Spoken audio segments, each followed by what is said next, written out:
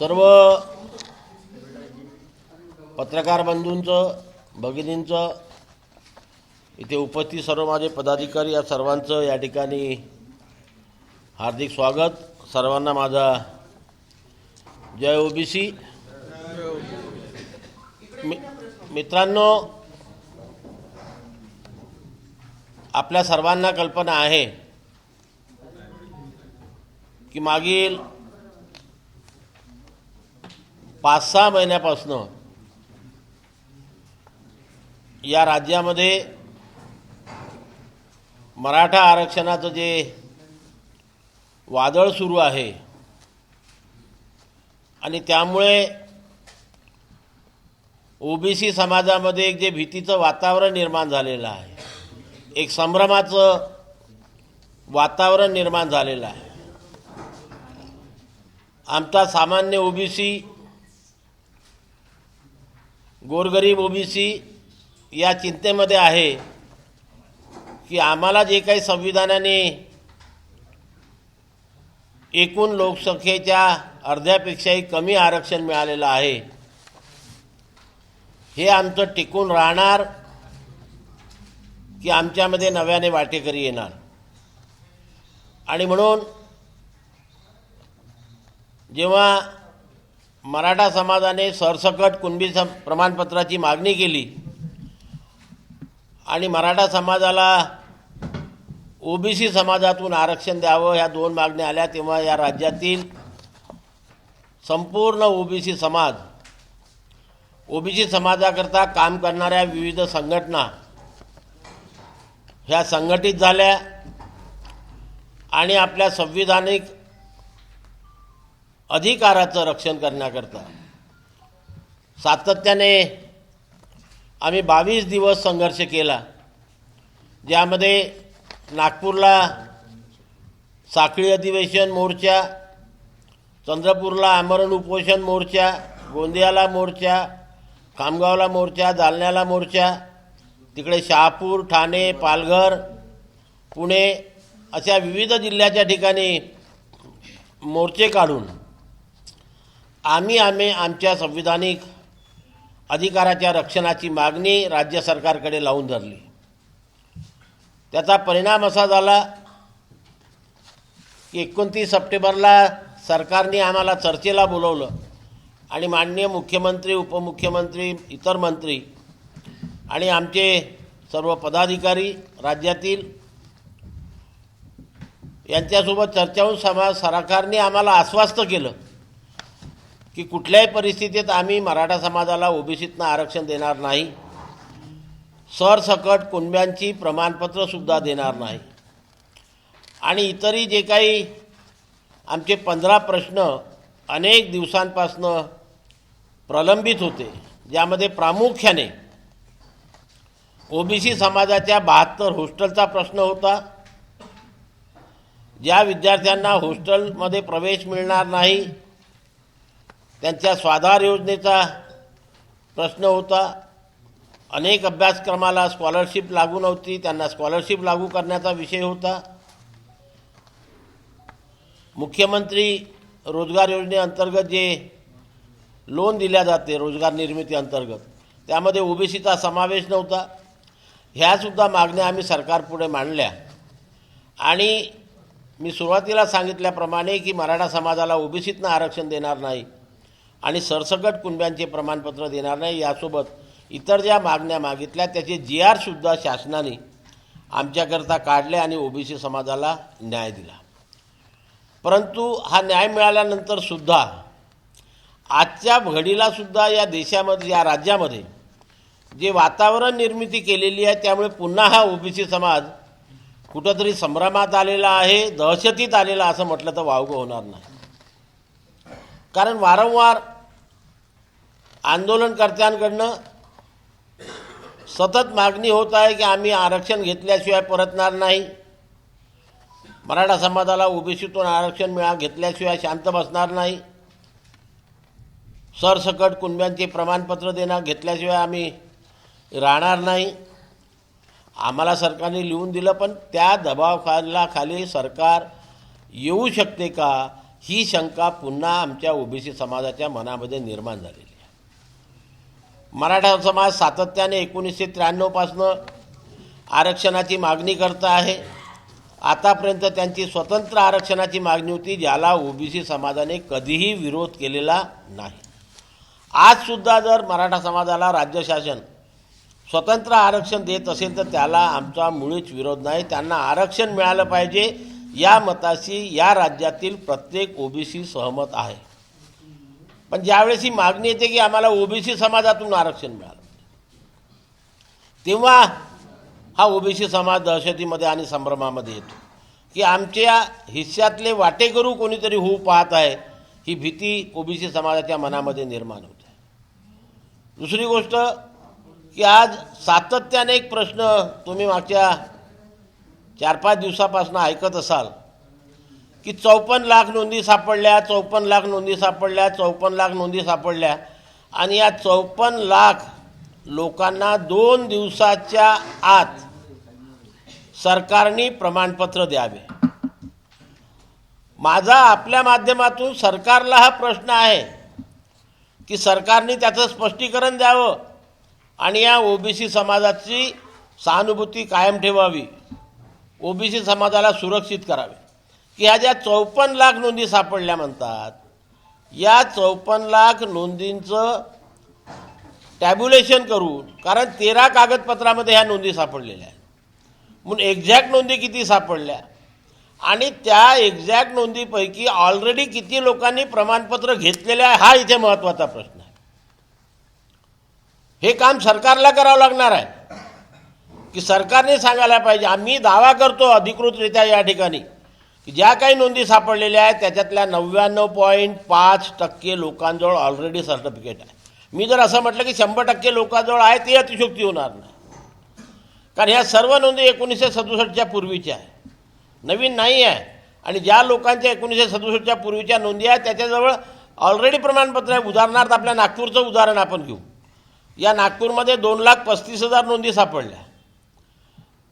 या 2,35,000 मध्ये रिपिटेशन जर टाळलं आपण, समजा 1.5 लाखावर आलं, 2.25 लाखावर, सर्व लोकांजवळ सर्टिफिकेट. इथे बसलेले जेवढे लोक ओबीसी महासंघाची या ठिकाणी बसले, आपल्या पत्रकारांमध्ये काही लोक असतील, असा कोण माणूस आहे नागपूर जिल्ह्यामध्ये किंवा आमच्या विदर्भामध्ये, कोकणामध्ये, उत्तर महाराष्ट्रामध्ये की ज्यांच्याजवळ कुणब्याची नोंद आहे आणि प्रमाणपत्र घेतलेलं नाही? एकही माणूस शिल्लक नाही. 1994 पासून आम्ही लाभ घेऊन राहिलो.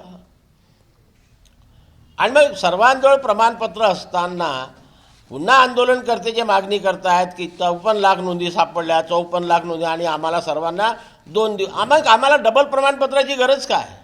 म्हणून आता सरकारला माझं निवेदन आहे आपल्यामार्फत की सरकारने आता नव्याने मराठा समाजाचं मागासलेपण सिद्ध करण्याचं सर्वे आजपासनं सुरू झालं असं ते म्हणतात. पण खरं म्हणजे उद्या आणि परवा प्रशिक्षण आहे, 26 तारखेला सुट्टी आहे, 27 तारखेपासून ते काम सुरू करतील. 31 तारखेपर्यंत त्यांना ते काम पूर्ण करायचं आहे. पण मला हा प्रश्न या ठिकाणी निर्माण होतो की या राज्यातील 12 कोटी ते 14 कोटी लोकांचं सर्वेक्षण करताना 5-6 दिवसामध्ये ते कसे शक्य आहे? कारण सरकारने अनेक माणसं लावली असतील, यंत्रणा लावली असतील, तो त्यांचा प्रश्न. दुसरा प्रश्न इथे हा येतो की इथे सर्वे करताना मराठा समाज आणि ओपन कॅटेगरीचा सर्वे ते करणार आहे आणि आम्ही जे SC ST OBC आहोत यांची फक्त नोंद घेणार. म्हणजे त्यांना SC ST OBC open Maratha सर्वेच्या घरी जायचं आहे. मग हे जात असताना कोणत्या घरी जायचं याचं कॅटेगरीशन सरकारने काय ठरवलं ते काय डिक्लेअर केलेलं नाही. कारण याच्यामध्ये व्हायला पाहिजे अतिश्रीमंत, कमी श्रीमंत, मध्यमवर्गीय, बिलो पॉवर्टी लाईन, बिलो या सर्व प्रकारच्या लोकांचं सर्वेक्षण होईल. तेव्हाच एक्झॅक्ट एखादी जात किंवा एखादा समाज मागासला आहे किंवा नाही हे सिद्ध होईल. आणि म्हणून हे सर्वेक्षण करताना सरकारने ज्या 54 लाख नोंदी सापडल्या त्या 54 लाख लोकांचं सुद्धा सर्वेक्षण करावं, त्यांच्या घरी टीम पाठवाव्या आणि त्यांच्यापैकी किती लोकांकडे प्रमाणपत्र ऑलरेडी आहे आणि ओबीसीचा लाभ घेत आहेत हे सुद्धा हा आकडा सरकारने जाहीर करावा, जेणेकरून ओबीसी समाजामध्ये असलेला संभ्रम हा दूर होईल. आणि एक्झॅक्ट नवीन नोंदी किती सापडल्या हा आकडा जाहीर होईल. एक्झॅक्ट आकडा जाहीर होणं आवश्यक. अन्यथा आज या 54 लाख या आकड्यामुळे मराठा समाज आणि ओबीसी समाज दोन्ही समाजाची दिशाभूल होते. एका बाजूला मराठा समाजाचे लोक खुश आहेत की आमच्या 54 लाख नोंदी सापडल्या, आणि दुसऱ्या बाजूला मराठा समाजा संभ्रमात खरंच या नवीन नोंदी आहे की जुन्या नोंदी आहे. आणि म्हणून ही बाब सरकारने क्लिअर करणं फार गरजेचं आहे. त्याचप्रमाणे आपल्याला माहीत आहे की सरकारने आता न्यायमूर्ती शिंदे समिती गठीत केली होती. शिंदे समितीने कुणबी जातीच्या नोंदी शोधताना आतापर्यंत फक्त 2च कागदपत्र अधिकृतरित्या ग्राह्य धरले जात होते. ते म्हणजे महसूल पुरावा किंवा शैक्षणिक पुरावा. आता न्यायमूर्ती शिंदे समितीने त्याची व्याप्ती वाढवून 13 प्रकारचे कागदपत्र त्यामध्ये नोंदी शोधलेल्या आहे. म्हणजे 11 कागदपत्राची वाढ केलेली आहे. आता या 11 कागदपत्रांना अजून राज्य सरकारने अधिकृतरित्या मान्यता दिलेली नाही. न्यायमूर्ती शिंदे समितीने घेतलं, परंतु सरकारची मान्यता मिळालेली नाही. आणि म्हणून सरकारने 27 डिसेंबरला एक महाराष्ट्र शासन राजपत्र निर्गमित केलं होतं की आम्ही अशा अशा प्रकारच्या या कागदपत्रांना मान्यता देऊ इच्छितो. याच्यावरती कुणाचे काही आक्षेप असेल तर त्यांनी 16 तारखेपर्यंत नोंदवावे. आता याच्यावरती अनेक लोकांनी आक्षेप नोंदवलेले आहेत की आपण या कागदपत्रांना अतिरिक्त कागदपत्र व्हॅलिडिटी कशाच्या आधारावर, आणि ती व्हॅलिडिटी आता फक्त मराठा समाजाकरता नाही राहणार, तर SC, ST, OBC सर्वांकरता राहणार आहे. आणि मग आता सर्वच वर्गातील लोक याला विरोध करतात आहे. आणि म्हणून याचंसुद्धा आता आक्षेप नोंदवल्यावर त्या आक्षेपांचं जोपर्यंत निराकरण होत नाही तोपर्यंत शासन तशा प्रकारचा शासन निर्णय किंवा राजपत्र काढू शकत नाही. आणि अशा प्रकारचं राजपत्र जोपर्यंत निघत नाही तोपर्यंत सरकार नव्याने सापडलेल्या कागदपत्रावरील नोंदींना ग्राह्य धरून प्रमाणपत्र इश्यू करू शकत नाही. हा सर्वात तोल या ठिकाणी ज्याला आपण म्हणून निर्माण झालेला आहे. आणि अशा परिस्थितीमध्ये आंदोलनकर्त्यांकडनं वारंवार जे दबाव तंत्राचा वापर सरकारवरती केला जात आहे, त्यामुळे आम्हीसुद्धा या ठिकाणी आज आपल्या माध्यमातून जाहीर करतो की जर सरकारने कुठल्याही दबाव तंत्राखाली येण्याचं धाडस केलं तर हा महाराष्ट्रातील 400 जातीमध्ये विभाजित असलेला 60% OBC समाज, कोणी काही म्हणत असले तरी आम्ही अधिकृतरित्या सांगतो की आम्ही 60% आहोत. ह्या 60% OBC समाज सरकारला झोपू देणार नाही. आणि ज्याप्रमाणे ते मुंबईलाकडे त्यांनी कूच केली, आम्हीसुद्धा एवढ्या मोठ्यापेक्षा नाही त्यांच्यापेक्षा जास्त संख्येने मुंबईकडे कूच करू, मुंबईवर आक्रमण करू आणि आमच्या संविधानिक अधिकाराचं रक्षण करू. आम्ही आमच्या संविधानिक अधिकाराचं रक्षण करण्याचा लढा लढतो आहे. आमची काही नवीन मागणी सरकारकडे नाही. जे संविधानाने काका कालेल आयोगाने रिकमेंडेशन दिलं होतं, BP मंडल आयोगाने रिकमेंडेशन दिलं होतं. 7 ऑगस्ट 1990ला लोकसभा आणि राज्यसभेमध्ये बिल पारित होऊन आम्हा OBCंना या देशामध्ये 52, तेव्हाचा आकडा 52% होता, आजचा आकडा 60% आहे. तेव्हाच्या 52% OBCला फक्त 27% आरक्षण दिलेलं आहे. आणि जे एवढ्या संघर्षानंतर त्याच्याकरता आम्हाला 40 वर्ष संघर्ष करावा लागला होता. OBC समाजाला 1952 पासून आरक्षण मिळायला पाहिजे होतं, पण 1952 पासून ते 92 पर्यंत आम्हाला संघर्ष करावा लागला. आणि 90ला लोकसभा आणि राज्यसभेमध्ये मंजूर झाल्यानंतर सर्वोच्च न्यायालयामध्ये लोक गेलं. 92ला त्याचा निकाल आला, 93ला केंद्र शासनाने त्याचा अध्यादेश काढला. हा 40 वर्षाच्या प्रदीर्घ संघर्षानंतर आम्हाला 52% OBCला 27% आरक्षण मिळालं. आणि म्हणून त्या मिळालेल्या 27% आरक्षणाचं रक्षण करणं हे या देशातील आणि राज्यातील प्रत्येक OBCचं कर्तव्य आहे. आणि तेच कर्तव्य आम्ही या ठिकाणी निभवतो आहे. आम्ही अतिरिक्त कुठल्याही प्रकारची मागणी करत नाही. म्हणून आमच्या आरक्षणाला धक्का लावण्याचं धाडस सरकारने करू नये. सरसकट कुणब्यांची प्रमाणपत्र मराठा समाजाला देण्यात येऊ नये, या दोन गोष्टीकरता हा संपूर्ण ओबीसी समाज, राष्ट्रीय ओबीसी महासंघ कालही ठाम होता, आजही ठाम आहे आणि उद्याही ठाम आहे. आणि म्हणून सरकारला आपल्या माध्यमातून मी निवेदन करू इच्छितो, इशारा देऊ इच्छितो की सरकारने त्यांच्यावरती किती दडपण कोणी आणण्याचा प्रयत्न केला तरी त्यांच्या दडपणाला बळी पडू नये आणि आमच्या आरक्षणाला धक्का लावू नये. याचकरता आज मी आपणासोबत चर्चा करण्याकरता या ठिकाणी निमंत्रित केलेलं आहे. सरकार जर तशा प्रकारचं धाडस करेल, मी वारंवार सांगितलं की आम्ही वेट अँड वॉचच्या भूमिकेत आहोत. ज्या दिवशी आमच्या या संविधानिक अधिकाराला धक्का लागतं असं आम्हाला कळेल, त्या दिवशी या राज्यातील ओबीसी सरकारला झोपू देणार नाही, याची सरकारने दखल घ्यावी. या नाही, सरकारने हे बघा, आम्हाला वाट याच्याकरता आम्ही बघतोय की आम्हाला दिलेला शब्द अजूनपर्यंत तरी फिरवण्याच्या मूडमध्ये सरकार दिसत नाही. वारंवार मुख्यमंत्री असो, दोन्ही उपमुख्यमंत्री असो किंवा मंत्रिमंडळातील कुठलाही मंत्री असो, ते एकच सांगतात, कुठल्याही परिस्थितीत आम्ही मराठ्यांना ओबीसीतून आरक्षण देणार नाही, सरसकट कुणब्यांचे प्रमाणपत्र देणार नाही. पण रात्र वैऱ्याची आहे. रात्र वैऱ्याची असल्यामुळे आम्ही लक्ष ठेवून आहोत की एखाद्या दिवशी सरकार कुणाच्या तरी दडपणाखाली येऊन देऊन टाका म्हणते का आणि देऊन देते का, नंतर झगडण्यापेक्षा आम्ही आतापासून तयारीमध्ये आहोत की आम्ही आमच्या संविधानिक अधिकाराला धक्का लागू देणार नाही. राज्य शासनावर विश्वास नाही आमचा आहे म्हणून शांत आहो, नाही तर मग आम्ही कूच केली असती. यात पहिले आम्ही आंदोलनकर्त्यांना प्रत्युत्तर देण्याकरता या ठिकाणी नाही आहोत. मी वारंवार सांगतो की आम्ही आमच्या संविधानिक अधिकाराचं रक्षण करण्यासाठी या ठिकाणी आहोत. काय ते करणं आमचं कर्तव्य आहे. आणि म्हणून आम्ही वेट अँड वॉचच्या भूमिकेमध्ये, मी शब्द काय वापरला की सरकारवर आमचा विश्वास आहे. सरकार अजून पण आम्हाला 29 सप्टेंबरला शब्द दिला होता. ऑक्टोबर, नोव्हेंबर, डिसेंबर, जानेवारी 4 महिने झाले. सरकार त्याच्यावरती कुठलाही पुनर्विचार करून राहिलेली नाही. म्हणून आम्ही शांत आहोत. आम्ही अजूनपर्यंत मुंबईकडे कूच केलेली नाही. पण आम्हाला ज्या दिवशी लक्षात येईल की आमच्या संविधानिक अधिकारावर कुठेतरी गदा येते आहे, काय आमचं आरक्षणातून कोणीतरी चोरण्याचा प्रयत्न करता की कोणाला देण्याचा प्रयत्न सरकार करते आहे, त्या दिवशी या राज्यातील 400 जातीचा समूह असलेला हा 60% ओबीसी समाज मोठ्या प्रमाणामध्ये मुंबईला कूच करून आपल्या संविधानिक अधिकाराचं रक्षण कराल. 54 लाख नाही आहे तुम्ही म्हणता, तर किती आहे एकंदरीत?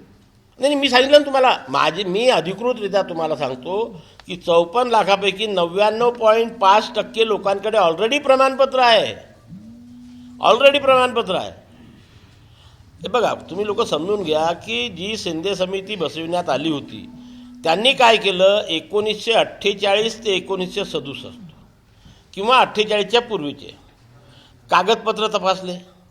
त्याच्यामध्ये कोणाकोणाचे कागदपत्रावर कुणबी मराठा कुणबी किंवा कुणबी मराठा हे 3 प्रकारे जाती लिहिलेल्या आहेत, त्यांची आकडेवारी काढली, त्यांनी नोंदी सापडल्या.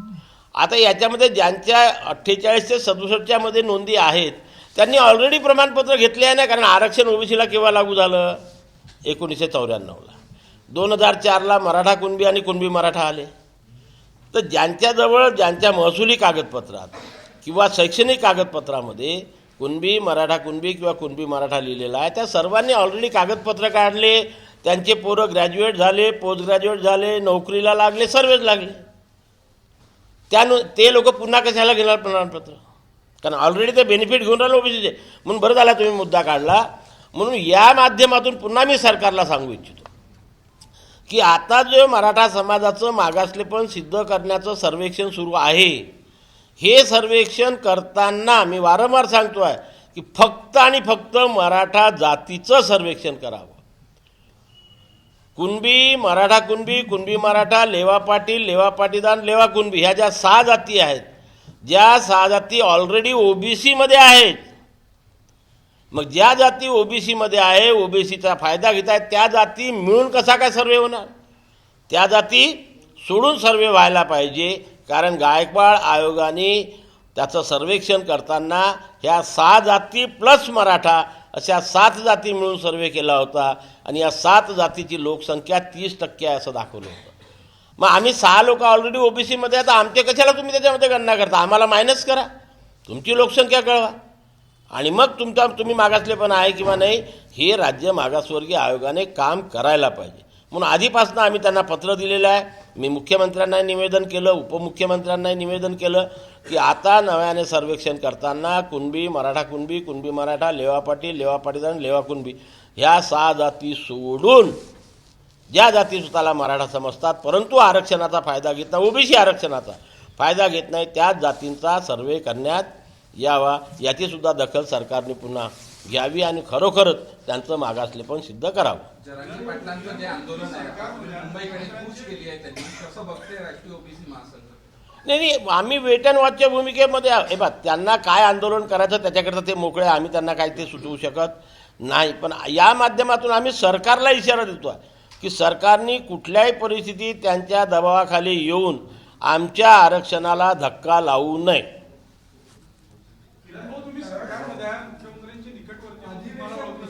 एक हां, विशेष अधिवेशन बोलावलेलं आहे सरकारने, तर हे आंदोलन आता मुंबईकडे याला पण पॉलिटिकल नाही, विशेष अधिवेशन फेब्रुवारीमध्ये बोलू असं सरकार बरं. पण आता त्याचे विषय नाही कळले ना, त्या विशेष अधिवेशनामध्ये विषय काय काय आहे काय आला का म्हणते ते अधिवेशनात जाहीर केलं होतं. पण आता त्यांचं आता जे राज्य मागासवर्गीय आयोगाला काम दिलेलं आहे आणि राज्य मागासवर्गीय आयोग एवढ्या फास्ट काम करते आहे, या राज्य मागासवर्गीय आयोगाचा अहवाल आल्याशिवाय, मी अहवाल शब्द वापरतो, अहवाल आल्याशिवाय राज्य सरकार अधिवेशन घेऊ शकत नाही हे तुम्हाला सांगतो. कारण अधिवेशन घ्यायचं आणि कुठला निर्णय घ्यायचा असेल तर त्याच्याकरता आधार पाहिजे असतो आणि हे आधार म्हणजे काय राहील, या राज्य मागासवर्गीय आयोगाचा अहवाल. त्याच्यामध्ये राज्य मागासवर्गीय आयोग काय शिफारस करते आणि त्या शिफारशीवर सरकार काय विचार करते हे अधिवेशन घेऊन डिक्लेअर होईल. आता या राज्य मागासवर्गीय आयोगाचा अहवालच तिथपर्यंत येते की नाही, कारण 30 तारीख लास्ट डेट दिली आहे, नंतर टॅब्युलेशन आहे, 30 तारखेपर्यंत होते की नाही होते याच्यावर शंका आहे. जरी त्यांनी डेट दिली असली तरी मी मगाशी ज्या ठिकाणी जसं आपल्याला म्हटलं की 60% SC ST OBC जर मिळालं आपण तर 80% लोक होतात. या 80% लोक सोडले तर आले 20%. आज जवळजवळ 12 ते 14 कोटी लोकसंख्या आपल्या महाराष्ट्राची आहे. म्हणजे जवळजवळ त्यांना 2.5 ते 3 कोटी लोकांच्या घरी जायचं आहे. मग 2.5 ते 3 कोटी लोकांच्या घरी जाऊन तेवढी माहिती भरून त्याचं टॅब्युलेशन करून हे करून रिपोर्ट तयार करणं आपण म्हणतो तेवढं सोपं नाही, तुम्ही किती केलं तरी. आणि म्हणून जोपर्यंत हा राज्य मागासवर्गीय आयोगाचा अहवाल येत नाही तोपर्यंत जरी सरकारने घोषित केलं असलं तर ते अधिवेशन होईल की नाही याविषयी मी साशंक आहे.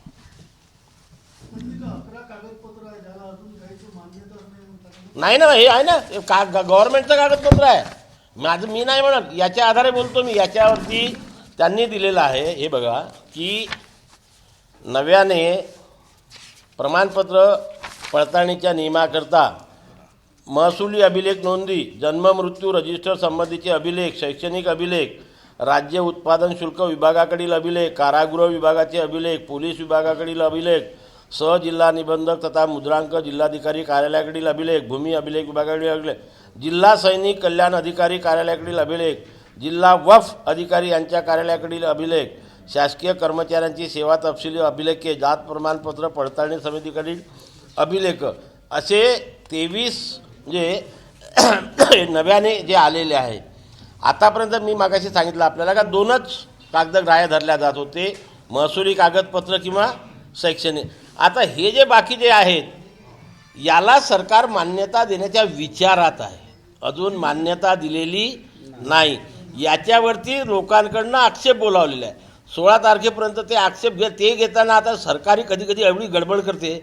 आता आम्हाला म्हणून शंका येते कधी कधी गडबड होऊ शकते का, की त्यांनी 16 तारखेपर्यंत आणि आता कम्प्युटरचा जमाना असताना मंत्रालयात स्वतः ऑब्जेक्शन आणून द्या अशी अट टाकली होती. आणि आता हे सर्वांकरता लागू होणार आहे. महाराष्ट्र अनुसूचित जाती, अनुसूचित जमाती, विमुक्त जाती, भटक्या जमाती, इतर मागास व विशेष मागास प्रवर्ग या सर्व आता ह्या सर्व लोकांनी ऑब्जेक्शन टाकले आहे की बा एवढे कागदपत्र आता शोधण्याची गरज काय? शेड्यूल का शेड्यूल आता याच्यामध्ये एक असं आहे, जिल्हा वक्फ अधिकारी यांचे कार्यालय. आता वक्फचं कार्यालय कोणासाठी असते? अशा प्रकारचे हे असल्यामुळे लोकांचे ऑब्जेक्शन आम्ही टाकलेलं आहे त्याच्यावरती. आणि म्हणून या ऑब्जेक्शन या आरोपांचं जोपर्यंत निराकरण होत नाही आक्षेपांचं, तोपर्यंत हा नवीन जी आर निघत नाही. हा जी आर नवीन निघत नाही तर ते विधानसभेमध्ये आल्यावर नियमावली किंवा निर्णय घेऊ शकत नाही. अशा अडचणी सरकार पुढे आहे. या सर्व गोष्टीचा अभ्यास करून सरकारने काय निर्णय घ्यायचा तो सरकारचा प्रश्न आहे, पण आमच्या आरक्षणाला धक्का लावता कामा नये आणि सरसकट कुणब्यांची प्रमाणपत्र देण्यात येऊ नये, हा सरकारला आमचा इशारा.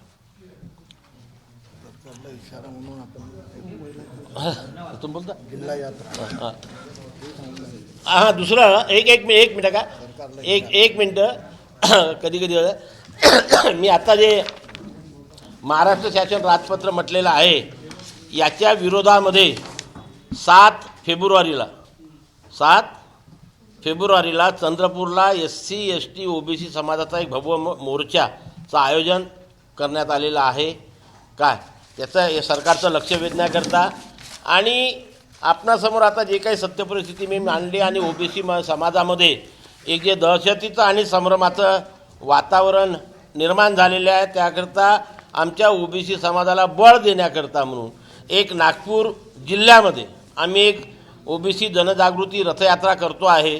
त्याची सुरुवात होणार आहे 31 जानेवारी ते 5 फेब्रुवारी असं 6 दिवस ही यात्रा पूर्ण नागपूर जिल्हा फिरेल आणि लोकांमध्ये जी काही चिंतेची बाब आहे, संभ्रम आहे, तो दूर करण्याचा आम्ही प्रयत्न करू आणि सर्वांना OBCंना संघटित करण्याचा या माध्यमातून प्रयत्न राष्ट्रीय OBC महासंघातर्फे करण्यात येणार आहे.